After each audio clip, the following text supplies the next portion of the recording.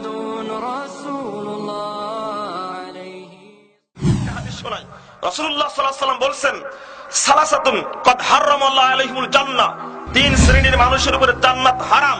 আবারও বলছি, আল্লাহ রাসূল বলেন তিন শ্রেণীর মানুষের উপরে জান্নাত হারাম। তার মধ্যে এক শ্রেণী হলো মুদমিনুল খাবার, যারা নেশাদার দ্রব্য পান করে তাদের উপরে জান্নাত হারাম। গাঁজাখোর, মদখোর, জোয়ানিখোর, ফেন্সিডিলখোর, বিড়িখোর, হিরোইনখোর, মদখোর, আলাখোর, জর্দাখোর, বিড়িখোর, সিগারেটখোর, যেটাই খান না কেন হারামে জর্জরিত, খেলে আপনার দেহ অপবিত্র, এই অপবিত্র দেহ জান্নাতে যাবে না। আপনাকে ছাড়তেই হবে, আজকে তওবা করতে হবে। 2 নম্বর হলো লাক্কু, যারা পিতামাতার অবাধ্য তারা জান্নাতে যাবে না, জান্নাতের উপরে হারাম। পিতামাতাকে দেখতেই হবে মৃত্যু পর্যন্ত, পিতামাতাকে ছাড়া যাবে না, পিতামাতার খেদমত করতেই হবে।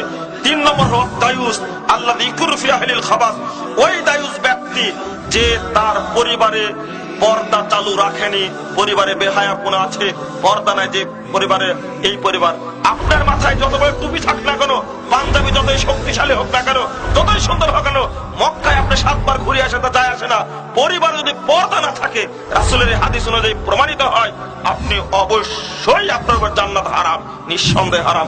আল্লাহ রাসূল বলেছেন হারাম।